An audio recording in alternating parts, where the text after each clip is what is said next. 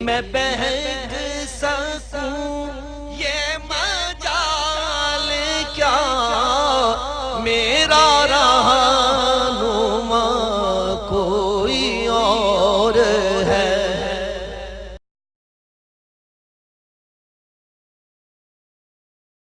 اور حدیث نمبر 18 صحیح بخاری جلد امام بخاری رحمۃ اللہ علیہ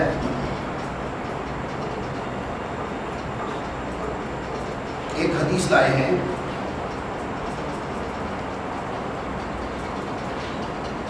جس کو حضرت عبادہ بن صامت رضی اللہ تعالیٰ عنہ نے بیان کیا۔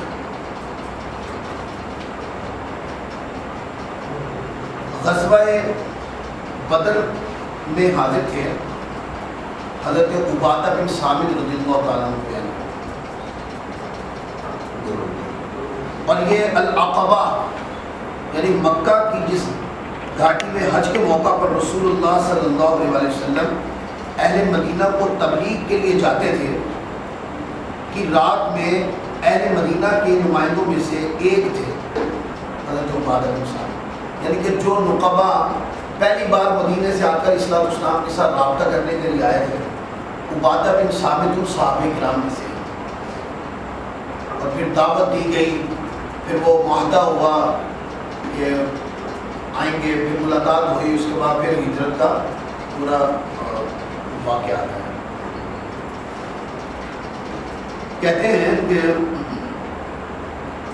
کہ رسول اللہ صلی اللہ علیہ وسلم نے فرمایا اس وقت آپ کے گرد آپ کے اصحاب کی ایک جماعت تھی، یعنی کہ جب یہ بات فرما رہے تھے تو کثیر تعداد میں صحابہ کرام، جیسے ہم جھرمٹ میں بیٹھے ہیں اس طریقے سے صحابہ کرام کافی سارے موجود تھے۔ صحابہ کرام آپ نے فرمایا کہ مجھ سے اس پر بیعت کرو، آپ توجہ کے ساتھ مجھ پر اس بات پر مجھ سے بیعت کرو کہ تم اللہ کے ساتھ کسی کو شریک نہیں کرو گے،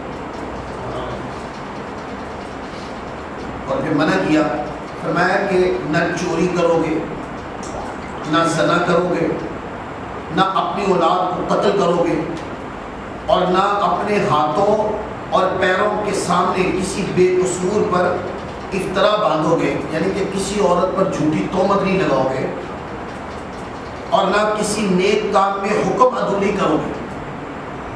پھر تم میں سے جس نے اپنی بیعت یعنی کہ یہ وعدہ، یہ عہد کو پورا کر دیا، اس کا اجر اللہ تعالیٰ کے ذمہ کرم پر ہے، اور جس نے ان کاموں میں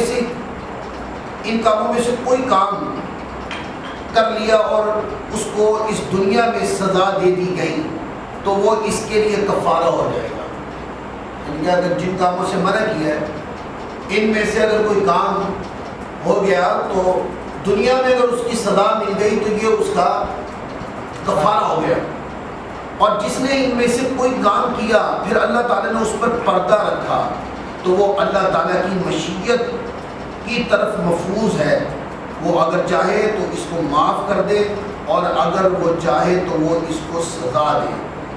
تب ہم نے آپ سے اس پر بیعت کی۔ اب اس حدیث سے ہمیں دلیل کیا دی؟ صحیح بخاری میں حدیث آئی، آپ دیکھتے ہیں کہ پیران اعظام بیعت کرتے ہیں، اور اس کنسیپٹ کو بڑی شدت کے ساتھ کچھ لوگ اس کو رد کرنے کی کوشش کرتے ہیں، اور وہ کہتے ہیں کہ یہ کیا ہے، اور استغفر اللہ العظیم بڑے غیر معیاری جملے کسے جاتے ہیں اس پر کہ یہ کوئی کنسیپٹ نہیں ہے اسلام کا، یہ لوگوں نے پیری مریدی شروع کر رکھی ہے۔ بیعت ارادت جو ہوتی ہے، بیعت طریقت جس کو بولتے ہیں، کہتے ہیں اس کا کوئی تصور نہیں ہے، تصور آیا تو ہوا صحیح بخاری حدیث نمبر 18 کے اندر کتاب الایمان کہ آ کر اسلام نے صحابہ کرام کے تو حضور آ کر اسلام بیٹھے تھے اور ہم کافی ساری تعداد میں تھے، تو آ کر اسلام نے فرمایا کہ میرے ساتھ بیعت کرو۔ اچھا بیعت کس چیز پر کیا؟ چلے بیعت رضوان جو ہوئی تھی وہ تو آپ کہہ سکتے ہیں کہ حضرت عثمان غنی رضی اللہ تعالیٰ عنہ کو شہید کر دیا گیا تھا، اور ان کی تائید میں کفار کے خلاف اقدام کرنے کے حوالے سے بیعت لی گئی تھی. یہاں پر تو وہ معاملہ نہیں ہے. یہاں پر تو گناہوں کے کہ گناہ نہیں کریں گے, فلاں گناہ نہیں کریں گے, فلاں نہیں کریں گے, فلاں نہیں کریں گے, فلاں گناہ نہیں کریں گے. آقا علیہ الصلوۃ والسلام نے فرمایا کہ اس پر میرے ساتھ بیعت کرو. جب پیر کے ہاتھ میں ہاتھ دیتے ہیں تو وہ بیعت میں کیا کہتے ہیں؟ وہ بھی تو یہی کہتے ہیں نا کہ ارادہ کرو, نیت کرو کہ آج کے بعد اچھے کام کرو گے, برے کاموں سے باز آؤ گے, صلاۃ و سنت کی پابندی کے ساتھ زندگی بسر کرو گے, ذکر اللہ کرو گے, تلاوت قرآن کرو گے, کسی کا دل نہیں دکھاؤ گے. یہی پیر یہی کہتا ہے بھی. یہی پھر پیروں کے پیر نے کہا, پیروں کے سردار نے کہا, پیروں کے سرتاج نے کہا, پیروں کے غمخوار نے کہا. یہی صحابہ کرام کہتے ہیں کہ پھر ہم نے اس پر, آقا علیہ الصلوۃ والسلام نے جب فرمایا تو ہم نے اس پر بیعت کی. یہ کیا تھی؟ یہ بیعت ارادت ہی تو تھی کہ ارادہ کیا کہ فلاں فلاں جن کے اوپر تربیت کی گئی ہم ان گناہوں سے بچیں گے. اچھا, پھر ایک نیا مسئلہ چھیڑتے ہیں, وہ یہ کہ جی یہ ہاتھ میں ہاتھ دے کے بیعت کرنا کہاں لکھا ہو؟ دے کر بیعت کرنا یہ شرط کس کتاب میں لکھا ہے؟ ایک سوال ہے بھئی. ہاتھ میں ہاتھ دے کر بیعت کرنا یہ عمل خیر ہے. کسی ولی کے ہاتھ میں ہاتھ دینے سے اس کی برکتیں ملتی ہیں. سمجھ آ گئی میری بات؟ لیکن اہل سنت کے اندر بیعت کرنے میں ہاتھ لینا یہ شرط کس کتاب میں لکھا ہے؟ وہ کتاب بھی تو ہمیں دکھائی جائے نا. ہم نے تو کبھی کسی کتاب میں کسی صوفی نے, کسی صاحب طریقت بزرگ نے تصوف کی دنیا جہان کی کتابیں اٹھا کے دیکھ لیں, کبھی بھی بیعت کرنے میں ہاتھ ڈالنے کو شرط نہیں لکھا کسی نے, باعث برکت ہی لکھا ہے. تو جس چیز کو ہم ضروری نہیں سمجھتے, شرطی نہیں سمجھتے, اس کا سوال ہم سے کیوں ہے؟ میری بات سمجھ میں آئی؟ تو اس طریقے سے اس سے ایک اس حدیث پاک سے بیعت طریقت, بیعت ارادت ثابت ہوئی. اور دوسرا اس بات کا بھی رد کر دیا کہ جو لوگ کہتے ہیں کہ ہاتھ میں ہاتھ دے کے یہ ضروری سمجھا جاتا ہے, بھائی کوئی پیر ضروری نہیں سمجھتا. ہم نے بڑے بڑے پیران اعظام کی بارگاہ میں حاضری دی ہے تو غوث پاک رضی اللہ تعالیٰ عنہ ایک ایک وقت میں 10-10 ہزار مرید ہوتے تھے, تو وہ ایک ایک کا ہاتھ پکڑ کے مرید کرتے تھے. یہ میرا سوال ہے. حضرت خواجہ اجمیری رحمۃ اللہ علیہ, غریب نواز رحمۃ اللہ علیہ, وہ 90 لاکھ کو کلمہ پڑھایا, اور 90 لاکھ کو کلمہ پڑھا کر پھر ان کو بیعت کیا ہوگا, تو وہ مطلب کیا ایک ایک کا ہاتھ پکڑ کے کیا ہوگا؟ نہیں, ایسے نہیں کیا. وہ کیا تھا؟ من حیث المجموع, ان لوگوں سے ایک وعدہ اور عہد لے لیا کہ عہد کرو, آج کے بعد بت پرستی نہیں کرو گے, اللہ رسول کی فرما برداری کرو گے. یہ وعدہ لے لیا, یہ ارادہ لے لیا ان کا. تو اس طریقے سے آپ دیکھیں بڑے بڑے اولیاء اللہ گزرے جو ایک ایک مجلس میں ان کی نگاہ, ہزاروں لوگ ایک ایک مجلس میں ان کی نگاہ کا شکار ہوتے تھے. ایک ایک کہ نگاہ ڈالی, دل بدل کے رکھ دیے. جب دل بدل گئے, سمجھ آ گئی, تو فرمایا کہ جس نے ارادہ کرنا ہے وہ کر لے. حضرت غوث پاک رضی اللہ تعالیٰ فرمایا کہ یہاں تک فرمایا کہ جو ہم سے محبت کرتا ہو سمجھے وہ ہمارا مرید ہے. لہذا بیعت کرنے کے اندر ہاتھ میں ہاتھ دینا کبھی کسی کتاب میں اس کو شرط کسی بزرگ نے کبھی نہیں لکھا. اگر کوئی بندہ پوچھے کہ قاری شوکت صاحب نے اتنی بڑی بات کیسے کر دی؟ بھائی میں نے کر دی, میں نے علماء سے سن کر کتب میں پڑھ کے کر دی. اگر کوئی بندہ کہہ رہا میری بات غلط ہے, وہ کتاب لا کے تصوف کی بولے دکھا دی. ایسا نہیں. ولی کے ہاتھ میں ہاتھ دینا یہ باعث برکت ہے کہ اس سے ولی کی اور اس کی جسم کی حرارت ملے گی, اس کی برکتیں ملیں گی, اس پر ہونے والی نوازشات جو ہے وہ منتقل ہوں گی. یہ باعث برکت ہے, لیکن یہ بیعت کی شرط نہیں ہے. بیعت کی شرط یہ ہے کہ آپ گناہ نہ کرنے کا ارادہ کریں. اور پیری مریدی تمیز دھاگوں کا نام نہیں ہے, یہ بھی آپ کو بتا دوں. کہ بعد لوگ کہتے ہیں کہ کسی کو پیر بنایا نا, تو وہ کہتے ہیں جب سے دیکھ رہے ہیں کوئی کرامت ہی ظاہر نہیں ہو رہی, آپ آپ کو یہ کس نے کہا کہ ولی کے لیے کرامت کا ہونا شرط ہے؟ یہ بھی کسی کتاب کا مفہوم نہیں ہے۔ ولی کے لیے صلاۃ و سنت کا پابند ہونا ضروری ہے، کرامت کا ہونا ضروری نہیں ہے۔ کئی اولیاء اللہ ایسے تھے کہ وہ داتا گنج بخش جویری رحمۃ اللہ، داتا صاحب رحمۃ اللہ علیہ، آپ کی بارگاہ میں ایک مرید تھا، وہ بڑا عرصہ تک آپ کے پاس کچھ عرصہ رہا، تو پھر جانے لگا۔ تو آپ نے اسے پوچھا کہ اس نے کہا کہ میں بہت عرصہ یہاں رہا ہوں لیکن جا رہا ہوں، بیعت نہیں کی۔ تو اس نے کہا کہ میں اتنا عرصہ یہاں رہا ہوں اور میں نے کوئی کرامت ہی نہیں دیکھی، اس لیے میں بیعت نہیں کرنا ہے۔ اس کے دماغ میں یہ کانسیپٹ ہے کہ ولی کامل وہ ہوتا ہے جس سے بڑی کرامات کا ظہور ہو اور جناب اشارہ کرے تو دل بدل کے رکھ دیں یہ وہ۔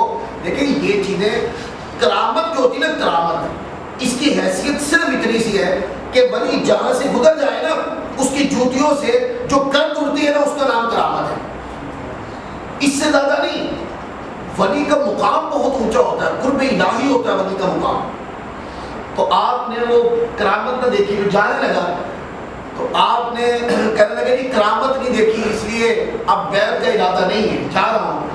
تو آپ نے فرمایا کہ جب سے یہاں آئے ہو، مجھے دیکھ رہے ہو، میرا کوئی عمل اور فعل سنت نبوی کے اور اللہ رسول کی فرما برداری کے خلاف دیکھا ہے؟ اس نے کہا نہیں۔ فرمایا اس سے بڑھ کر اور کیا کرامت، میں اس سے بڑھ کر اور کیا کرامت دکھاؤں کہ میرا ہر عمل جو ہے وہ اللہ رسول کی فرما برداری کے مطابق۔ لہذا جب کسی ولی کی بیعت کرے تو کسی پیر کے ساتھ اس لالچ میں مت بیٹھے کہ کوئی تویز ملے گا، میرا کوئی کاروبار چلے گا، نہیں۔ ولی کے پاس اپنے دل کو صاف کاغذ کی طرح رکھتے ہیں کہ انشاءاللہ نگاہ پڑے گی نا، دل کی میل اتر جائے گی، نگاہ پڑے گی نا تو عبادت کے جذبات بڑھیں گے۔ اس نیت کے ساتھ ولی کی بارگاہ میں ہے، اور جب اس نیت کے ساتھ بیٹھیں گے تو پھر بہت کچھ ملے گا۔ اور جب دنیاوی لالچیں لے کر سیٹھ صاحب فلاں پیر صاحب کے مرید ہوئے ہیں اور جناب وہ ان کا کام صرف یہ ہے کہ جب جانا ہے حضور کوئی تویز دے دے، کاروبار نہیں چل رہا، جب جانا جا کے کبھی نہیں بیٹھے پیر کے پاس بیٹھ کر کہ یار بیٹھیں، ان کی تربیت میں اٹھے بیٹھیں، ان سے کچھ سیکھیں، ان کی صحبت سنگت اور صحبت میں نماز پڑھنے کی کوشش کریں، تلاوت قرآن مجید کرنے کی کوشش کریں، کیا معلوم میرے دل کا میل اتر جائے، سنگ اتر جائے اور مجھے صفائی قلبی نصیب ہو جائے۔ تو اپنے پیرانی نظام کے ساتھ تعلق لالچ کا نہ رکھیں، اللہ رسول کی قربت اور معیت کا رکھیں کہ ولی کی سنگت و صحبت سے اللہ کی قربت و معیت ملتی ہے۔ اور اس میں ایک بات اور ایڈ کروں گا، وہ یہ کہ دعا مانگتے نا تو اس میں بھی ہم لالچ کرتے ہیں، مطلب دعا مانگتے ہیں دو چیزیں ہوتی ہیں، ایک ہوتا ہے مقصد، ایک ہوتی ہے ضرورت۔ آج جب بھی دعا مانگتے ہیں نماز کے بعد تو ہم کہتے ہیں مالک کریم کاروبار نہیں چلتا، کرم فرما مولا کاروبار چلتا ہے، فلاں چیز کی کمی مولا عطا فرما، فلاں چیز کی کمی مولا عطا فرما۔ میں یہ نہیں کہتا یہ دعائیں غلط ہیں، لیکن کبھی کس نے اس طرح کی دعا کی، اے مالک کریم میں تیرا عاجز بندہ، مجھ سے راضی ہو، یہ مقصد ہے۔ اے مالک کریم میں تیرا گنہگار بندہ ہوں، مولا مجھے نیکی پہ استقامت دے۔ یعنی کہ ہم دنیاوی چیزوں کی ضرورت ہے نا تو ضرورت کی بات کرتے رہتے ہیں ہر ٹائم، اس لیے ہماری دعا میں اثر نہیں ہے اور ہماری عبادت میں بھی چاشنی نہیں ہے۔ اور اگر ہم جب آئیں تو بالکل اس نیت سے آئیں کہ اللہ کی قربت کی خاطر، اللہ کی بندگی کی خاطر نماز پڑھ رہا ہوں، اور جب دعا مانگے تو اس میں صرف یہ نیت ہو، اے مولا مجھے اپنا نیک بندہ بنا، اے مالک کریم میرے اندر سے کمی کجی نکال دے، مجھے اپنی مائیت اپنی قربت عطا فرما، میرے اوپر اپنی رحمت نازل فرما، میرے اخلاق کو سنوار دے، کردار کو سنوار دے۔ اس طرح کی دعا مانگا کریں۔ توجہ دعا کے اندر اور عبادت کے اندر حصول مقصد کی ہونی چاہیے۔ ہم سارے زور ضرورت پہ لگا دیتے ہیں، پھر کہتے ہیں کہ دعاواں قبول نہیں ہوئی ہیں۔ دعاواں قبول کس طرح ہو گیا؟ ہم تو لالچی دنیا میں رکھتے ہیں نا۔ جب اللہ کی رحمت کے حصول کی دعا مانگیں گے تو دنیاوی ضروریات اس کے ضمن میں پوری ہوگی۔ اللہ تعالیٰ ہم سب کو عمل کی توفیق عطا فرمائے۔ وما علینا الا البلاغ۔ تو تب فرمائے صبر کرو، اگر صبر کیا تو اللہ فرماتا ہے میں صبر والوں کے ساتھ۔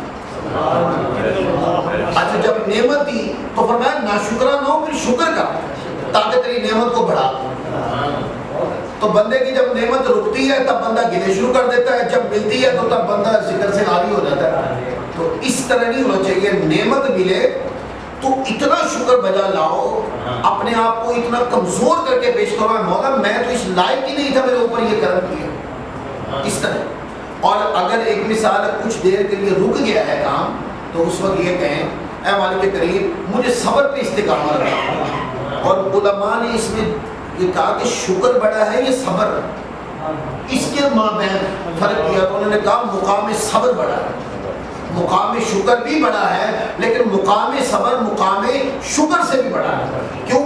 ان اللہ مع الصابرین، فرمایا کہ جو صابرین ہے اللہ فرماتا ہے میری مائیت ان کے ساتھ۔ اللہ